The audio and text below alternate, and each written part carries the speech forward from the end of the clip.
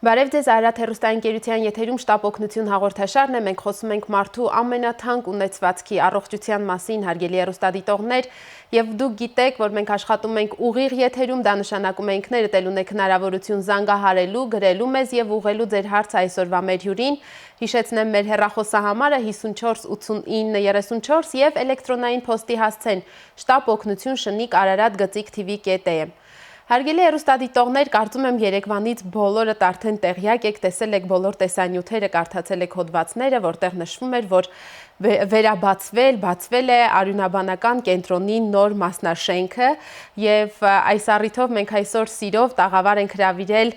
Ռուբեն Յոլյանի անվան արյունաբանական կենտրոնի բուժական ծառայության գծով փոխտնօրեն Նատա Մելքիկյանին, նորից եմ հիշեցնում մեր հեռախոսահամարը 54 89 34, եթե ունեք հարցեր կապված արյան խնդիրների հետ, բաց մի թողեք առիթը, բժշկուհին կպատասխանի նաև ձեր հարցերին, զանգահարեք։ Բարև ձեզ բժշկուհի։ Շատ շնորհակալ եմ, որ ժամանակ տրամադրեցիք եւ եկաք մեր հաղորդմանը հյուր, գիտեմ երեք շատ զբաղված էիք եւ մենք սիրով ձեզ սպասեցինք այսօր։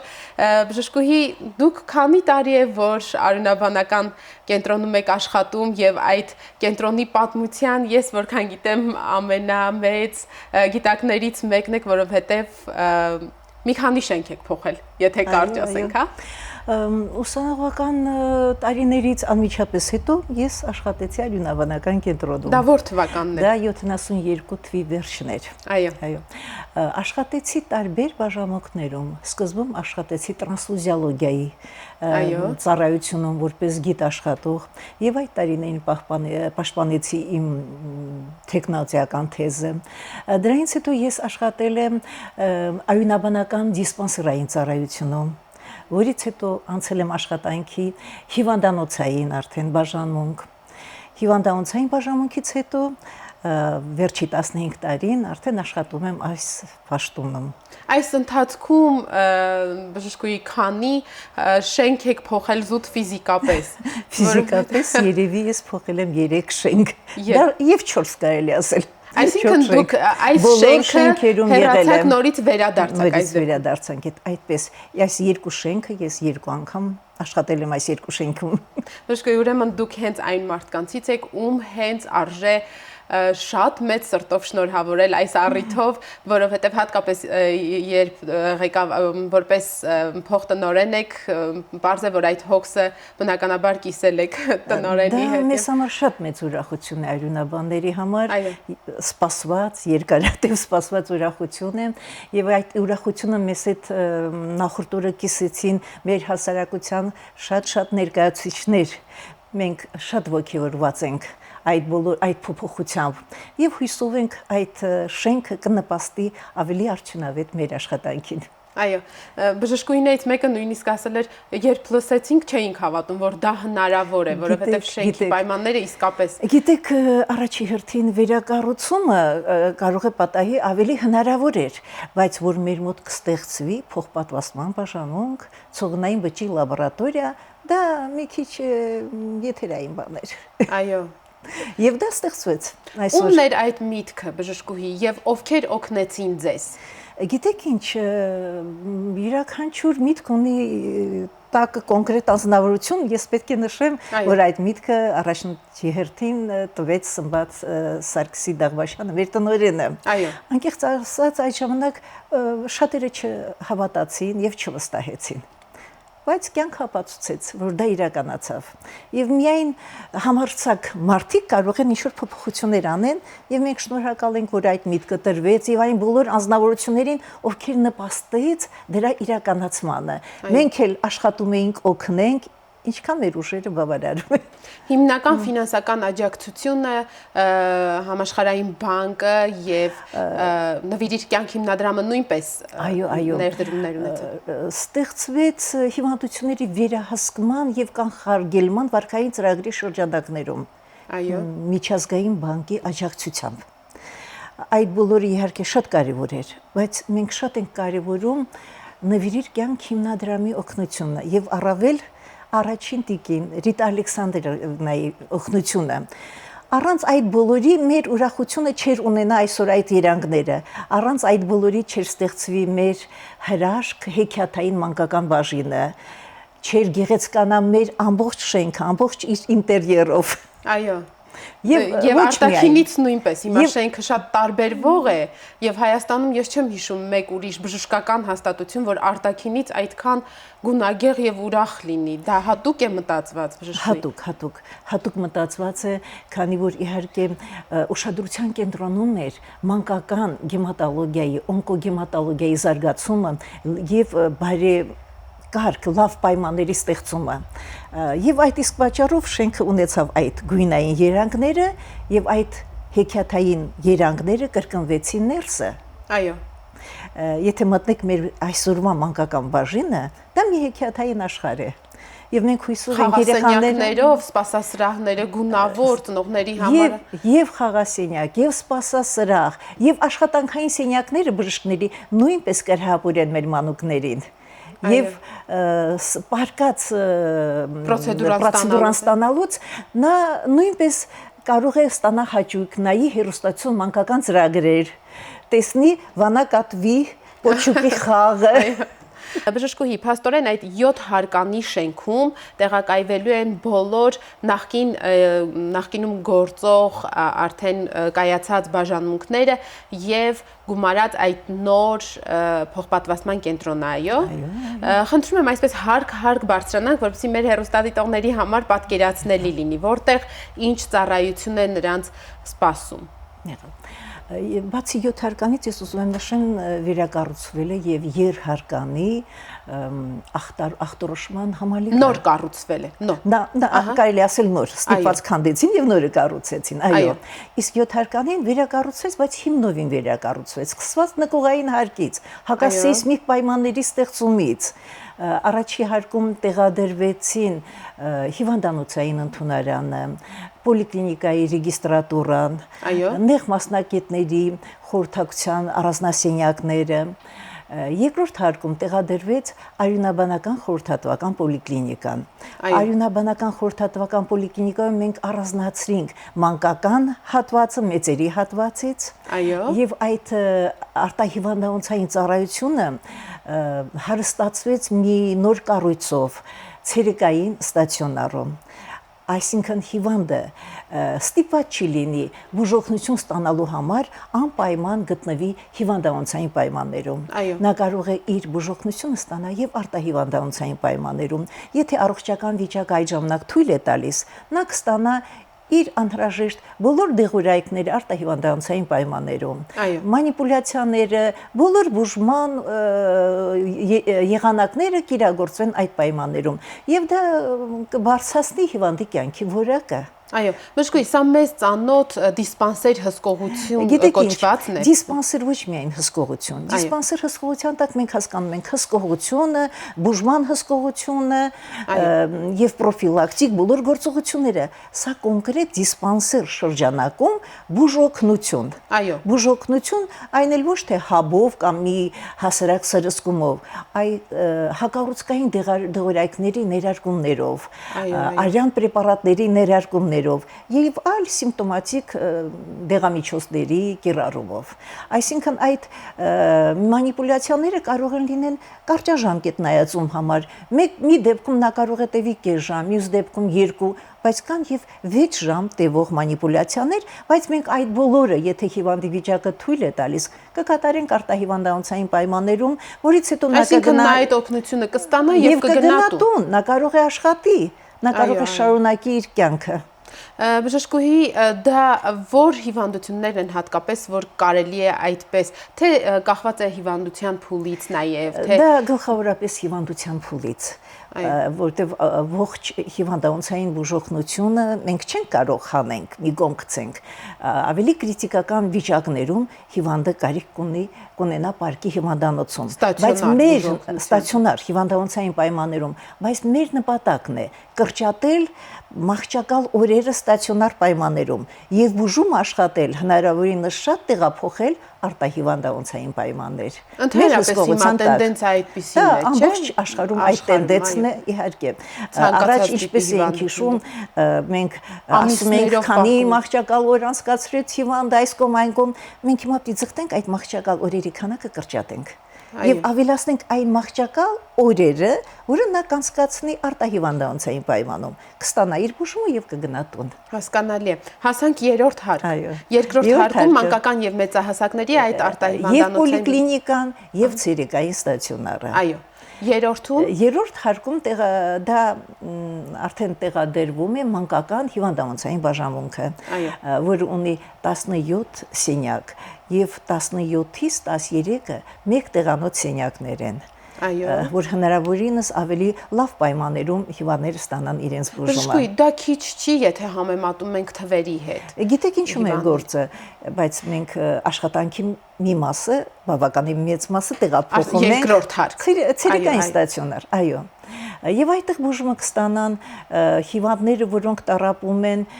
գլխավորապես ուռուցքային այրան հիվանդություններով, որտեղ ոչ ուռուցքայինները դա կաշխատեն, կատարենք դիսպանսեր հսկողության պայմաններում միայն լրիվ այնպես ծանր վիճակներում հիվանդները այդ դեպքում կպարկեն այդտեղ։ Իսկ այդտեղ կպարկեն մեր ուռուցքային հիվանդները, երբ որ կարիք կլինի, ասենք, բուժման սկիզբը դնել, հիմքը դնել այդ ժամանակ, կամ երբ բուժումը պահանջում է խիստ հսկողություն բժշկի կողմից։ Այո, չորրորդ հարկում մեծահասակները տեղադրված է մեր լաբորատոր ախտորոշման ամբողջ կենտրոնը, ամբողջական գտնվում է 4 հարկում։ Բոլոր տեսակի լաբորատորիաներ, արյունաբանության կենտրոնի այդ հարուստ լաբորատորիաները, որ կլինիկական ողջ լաբորատորիան, իմունարյունաբանական լաբորատորիան, կլինիկականում մենք հասկանում ենք եւ բիոքիմիան, եւ մորֆոլոգիան, եւ մակարդելության համակարգի լաբորատորիան, այդ բոլորի հետ մեկտեղ բակտերիոլոգիական լաբորատորիան, հյուսասկաբանական լաբորատորիան եւ նոր բարձր տեխնոլոգիաների հիմքի վրա գործող լաբորատորիաներ, ինչպիսին են ցիտոգենետիկայի լաբորատորիան, իմունոֆենոտիպավորման լաբորատորիան, PCR լաբորատորիան, այդ բոլորը գործելու են այդ հարկում։ Ահա, իսկ 5-րդ հարկում բժշկուհի 5-րդ հարկում տեղադրված է մեծահասակների հիվանդանոցային բաժանմունքը, որը նույնպես բաղկացած է 17 սենյակներից։ Այնպես ինչպես փոքրերի մոտ, եւ այստեղ գերակշռում են նույնպես մեկ տեղանոց սենյակները։ Այո, մինչև 6-րդ հարկին անդրադառնալը լսենք հեռուստադիտողի հարցը, բժշկուհի մենք արդեն ունենք հեռախոսազանգ, ալո։ Բարև ձեզ։ Բարև ձեզ։ Ուրեմն ես ամեն տարի սեպտեմբեր ամսին ձեզ մոտ արյուն եմ տալիս ստուգման արյան ընդհանուր անալիզ եւ ինձ մոտ տրոմբոցիտները միշտ ակտիվ են։ Այստեղ գրվում է 2200։ Ես կուզենայի իմանալ, դա լուրջ խնդրեմ է ինձ մոտ, թե ուղղակի անցողիկ։ Շնորհակալություն։ Շնորհակալություն, հետաքրքիր հարց էր, բայց մի փոքր ճշտում պետք է մտցնենք։ Իրի ոչ թե 2100, այ 2 միլիոն 100,000, որտեղ տրոմբոցիտների նորման համարում ենք 120-ից մինչև 440,000։ Այո։ Եթե 2 միլիոն է տրոմբոցիտների քանակը, դա արդեն մտահոգություն է առաջացնում։ Իսկ եթե 2000 է, դա նույնպես առաջացնում է մտահոգություն, որտեղ մի դեպքում մենք ունենք գերաճ տրոմբոցիտների քանակի, մյուս դեպքում նրա պակասություն։ Այո։ Հա։ Եվ դա շատ ակտիվություն, այսինքն շատ է։ Դրա համար ես մտածեցի, որ դա 2 միլիոնի մասին է խոսքը։ Այդտեղ այդ հարցը իհարկե ճշտման կարիք ունի։ Եթե 2 միլիոնի հարց է, ապա կարիք կա պարզաբանելու։ Ինչու է նրանք այդքան բարձրացել, նրանց քանակը ինչու է այդքան բարձր, ինչու է պայմանավորված։ Կարող է հիմքում կամ մեկ ուրիշ հիվանդություն, որի հետևանքն է տրոմբոցիտների այդ ռեակտիվ բարձրացումը քանակային, կամ կարող է դա բայց եթե նա ամեն տարի ստուգվում է բժշկուհի եւ սեպտեմբեր ամսին միայն ինձ դրա համար մի քիչ պարզ չի այդ քանակը, Այդ քանակի դեպքում նա ոչ թե տարին մի անգամ պետք է ստուգվեր, այլ շատ ավելի հաճախակի պետք է ստուգվեր։ Բժշկուհի, եթե ասենք թե այլ պատճառներով է բարձրանում թրոմբոցիտների թիվը, այլ հիվանդությունների որպես հետևանք, հա, այդ ռեակտիվությունը որքան ժամանակ հետո պետք է նորից, այսպես ասենք, հանգստանա, հա։ Այդ հիվանդությունը պետք է վերանա։ Կարող է լինել շարունակական անընդհատ։ Այդ հիվանդությունը պետք է վերանա, որ այդ ռեակտիվ տրոմբոցիտների քանակի բարձրացումը նորմալանա։ Այո։ Բայց կան որոշ դեպքեր, դա բորբոքային process-ներ են, դա կարող են լինեն որոշ ուռուցքային process-ներ, որոնք կարող են բերեն տրոմբոցիտների քանակի աճին։ Տարբեր, դրանք կարող են լինեն եւ կոլագենոզներ, տարբեր պատճառներ կարող են լինել, եւ բժիշկը պարտավոր է այդ ժամանակ հետազոտի գտնի պատճառը։ Իսկ եթե չգտավ պատճառը, նա պետք է դիմի արդեն նեղ մասնագիտական հետազոտությունների, որ հասկանա ինչն է հիմքում։ Այո, ամեն դեպքում պետք չէ անհետևանք թողնել։ Անհետևանք պետք չի։ Շատ էլ լինի պետք է նորից գնա յուրաքանչյուր դեպքում պետք է պարզաբանել ինչն է պատճառը։ Այո, բժշկուհի վերադառնանք նոր շենքին, 6-րդ հարկ հասանք, դա ամենակարևոր հարկն է, եթե ես չեմ շփոթում։ Մենք ունենք եւ ավելի կարևոր, բայց դա նույնպես կարևոր է, որովհետեւ այդտեղ մենք ունենք ստեղծված նոր ծառայություններ։ Մենք ունենք վերակենդանացման ծառայություն։ 7-րդ հարկում էր փաստորեն փոխպատվաստումը։ Մենք ունենք այդտեղ վերակենդանացման ծառայություն, մենք ունենք նորաստեղծ վիրաբուժական սրահներ։ Մինչ այս չի եղել, մինչ այդ չենք ունեցել, իսկ մեր զարգացումը պահանջում էր այդ բոլորը։ Այո։ Եվ այսինքն կան արյունաբանական հիվանդություններ, որոնց դեպքում հնարավոր է վիրաբուժական միջամտության կարիք լինի։ Այո։ Ասենք թե ավշային հանգույցների հետ կապված կամ փայծաղի, հա, թե։ Այո, ախտորոշման նպատակով կարող է լինի վիրաբուժական միջամտություն։ Դա թե ասենք ավշային հանգույցի հեռացում է, կարող է լինի եւ փայծաղի հեռացում, թե ախտորոշման, թե բուժական նպատակով։ Իսկ ավշային հանգույցները կարող են լինեն տարբեր տեղակայմամբ, կարող են լինեն ծայրամասային ավշային հանգույցներ, բայց կարող են լինեն եւ կրծքավանդակում, եւ որովայնում, եւ պետք է ստեղծել մոտեցումներ նրանց հեռացնելու եւ հետազոտման համար։ Փաստորեն այդ վիրահատարաններն ու ռեանիմացիան նույնպես նորություն են արյունաբանական կենտրոնում, այո։ Եվ արդեն 7-րդ հարկում այն ինչի մասին հասանք 7-րդ հարկին, դա մեր նպատակներ, այս ամբողջ վիրակառուցման առաջին նպատակը ուրեմն դա փոխպատվաստման բաժանմունքի ստեղծումն էր, ոսկրածի եւ արյունաստեղծ ցողունային բջիջների փոխպատվաստման բաժանմունքի ստեղծումը։ Ինչու էր այդպիսի հարց դրված։ Պատճառը հետեւյալն էր. չարվորակ արյունաբանական հիվանդությունները ողջ աշխարհում բուժվում են քիմիոթերապիայի ճանապարհով, իմունոթերապիան էլ նույնպես կիրառվում է, բայց այդ բուժումները ոչ միշտ են ստեղծում հնարավորություն լիարժեք լավացման։ Մենք ունենք շատ լավ արդյունքներ մանկական արյունաբանության ասպարեզում, մանկական սուր լեյկոզների բուժման ասպարեզում, որտեղ մենք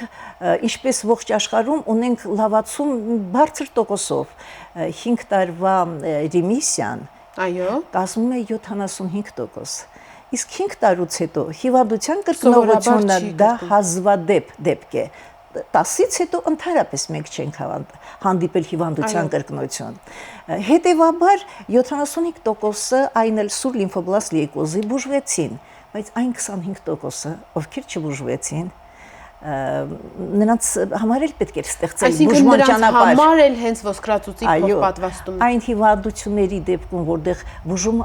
անարդյունավետ է կամ հիվանդությունը կրկնվել է, պետք են ավելի հզոր բուժման միջոցներ, այդ ժամանակ մենք արդեն պետք է դիմենք ոսկրածի փոխպատվաստման։ Դա մենք խոսեցինք սուր լեյկոզների մասին։ Սուր լեյկոզների ժամանակ փոխպատվաստումը կատարվում է առողջ դոնորից, վերցվում է ոսկրածուծը կամ ցողունային բջիջները եւ փոխպատվաստում են հիվանդին։ Բայց գոյություն ունի եւ աուտոփոխպատվաստման ճանապարհ։ Երբ ինքը հիվանդը հանդիսանում է դոնոր։ Բայց հիվանդության ժամանակ բժշկուհի դա չի հակասում։ Այսինքն եթե այդ ոսկրածուծը խնդիր ունի, նորից իր խնդիր ունեցող ոսկրածուծը հետեւաբար այդ բուժման ծրագիրը չի կիրառվում սուր լեյկոզների ժամանակ։ Նա կիրառվում է լիմֆոպրոլիֆերատիվ հիվանդություններից, լիմֆոմաների եւ միելոմայի ժամանակ։ Երբ ոսկրածի փոխպատվաստումը մեզ ստեղծում է հնարավորություն կիրառել ավելի բարձր դեղաչափային քիմիոթերապիա, բայց քիմիոթերապիայի շնորհիվ ջախջախելով չար բջիջները մենք ջախջախում ենք եւ առողջ բջիջները մենք ջախջախում ենք ոսկրածուծը հետեւաբար հետագայում ստեղծում են մեծ խնդիրներ նրանց վերականգնման իսկ եթե նախորոք արդեն լավացման փուլում մենք նախապատրաստում ենք այդ հիվանդից իր ոսկրածուծը վերցնում ենք իսկ որից հետո կատարվում է շատ խիստ դեղաչափային քիմիոթերապիա, լրիվ բնաջնջվում է ոսկրածում ամեն ինչ, եւ այդ ժամանակ ներարկելով իր սեփական ոսկրածուծը, մենք օգնում ենք նրան վերականգնել ամեն ինչ։ Այո,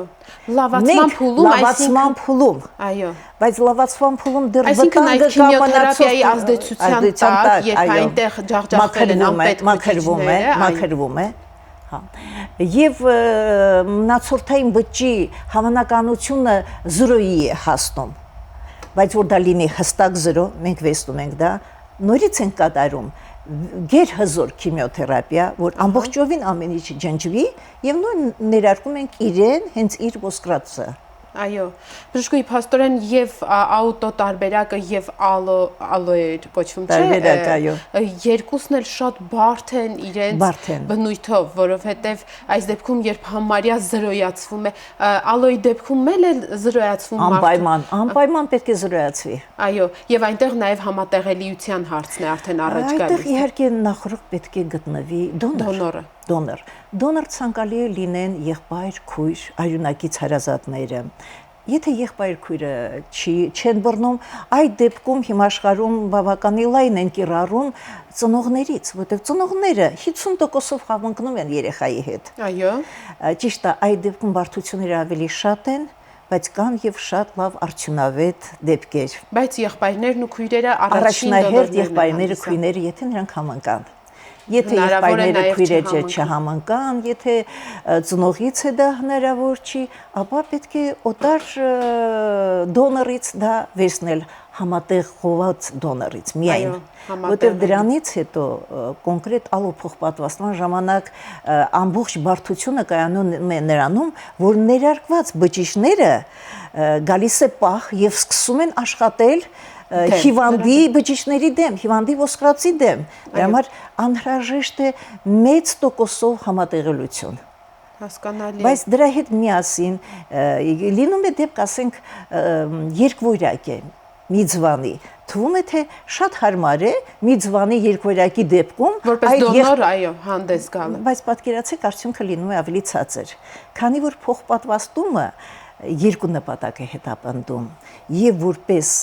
վերականգնել ոսկրածուծը եւ հակաուռուցքային բուժում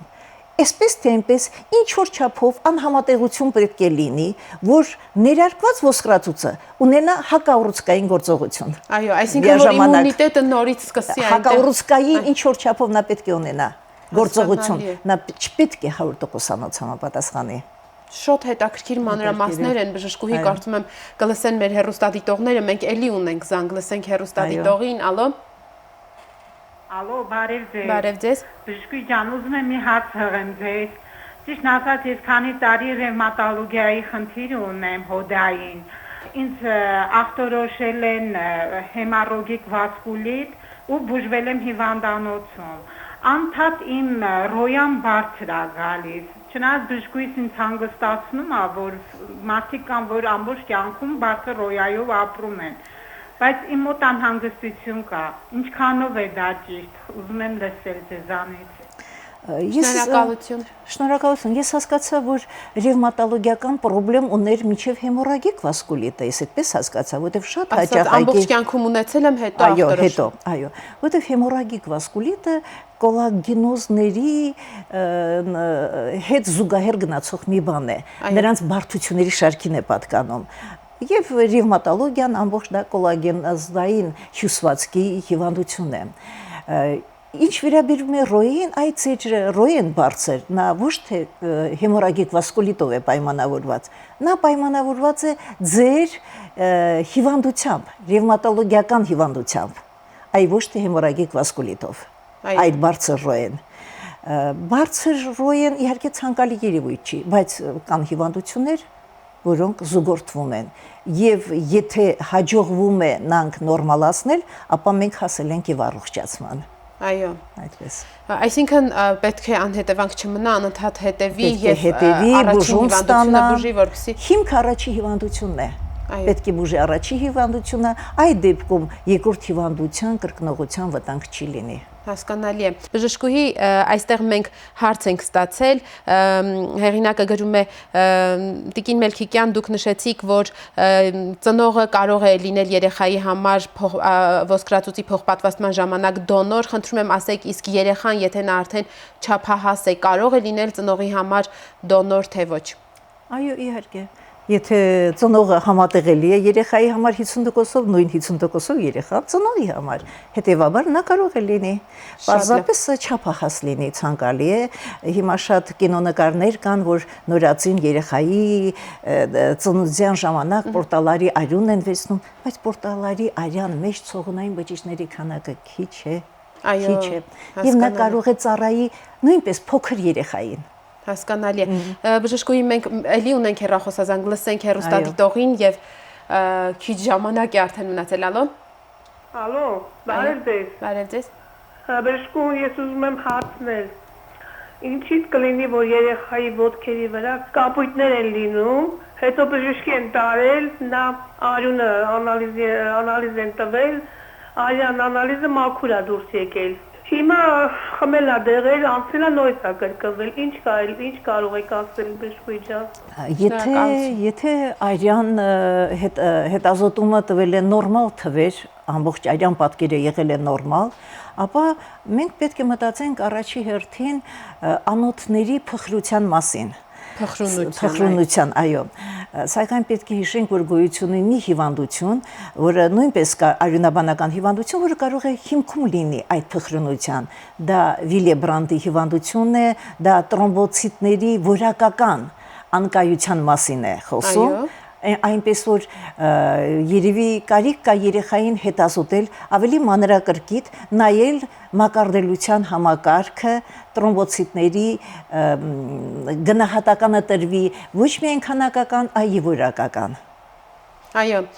բժշկուհի, խնդրում եմ այդ 3 հարկանի մասնաշենքի մասին նույնպես ասենք շատ հակիրճ, որովհետև այո, ժամանակը սպառվում։ 3 հարկանի ախտորոշման մի համալիր է։ Առաջի հարկում տեղադրված են ռենտգեն ճառագայթման սարքը, կոմպյուտերային տոմոգրաֆիայի սարքը, երկրորդ հարկում տեղադրված են ֆունկցիոնալ լաբորատոր սարքերը, իսկ 7-րդ հարկում նույնպես մի նոր ծառայություն։ Դա ցողունային բջջի լաբորատորիա է։ Այսինքն հենց այդ տրանսպլանտացիայի փոխպատվաստման լաբորատորիա։ Անհրաժեշտ մի օղակ է դա։ Ցողունային բջիջները ստացվում են կամ ոսկրածուծից, կամ ծայրամասային արյունից, երբ մենք մոբիլիզացիա ենք անում ոսկրածուծից, որոշ դեղորայքով, որ այդ ցողունային բջիջները մեծականակ դուրս գան դեպի ծայրամասային արյուն։ Այդ ծայրամասային արյունից սարքավորումներով դրանց համար նախատեսված մենք ստանում ենք հենց ցողունային բջիջները։ Այո։ Եվ այդ ցողունային բջիջները պետք է գնահատվեն եւ քանակորեն, եւ որակապես։ Հենց այդտեղ որոշվելու է այդ համատեղելիությունը։ Լաբորատորիան ոչ, համատեղության հարցը լուծվում է նախորոք։ Նախորոք է լուծում։ Արդեն համատեղված դոնորից է դա վերցվում։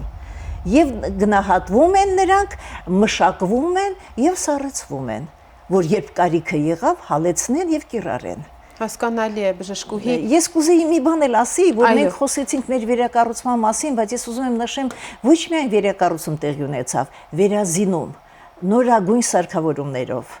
եւ ամբողջ մեր ծառայությունը ապահովեց եւ նոր կահույքով։ Բոլոր հարցերը կարծես թե լուծվեցին։ Իհարկե որոշ բաներ մնացին պակաս, հույսով ենք աստիճանաբար ամենամեծ գործը իհարկե արված է։ Շատ շնորհակալ եմ բժշկուհի, մեր ժամանակը սպառվեց, մենք էլի ունեինք հարցեր, ես հույս ունեմ, որ մենք էլի կհանդիպենք եթերում ավելի մանրամասն խոսելու փոխպատվաստման մասին։ Հարգելի հեռուստադիտողներ, հիշեցնեմ այսօր մեր տաղավարում մեր Արյունաբանական կենտրոնի բուժական ծառայության գծով փոխտնօրեն Նատա Մելքիկյանը, առիթը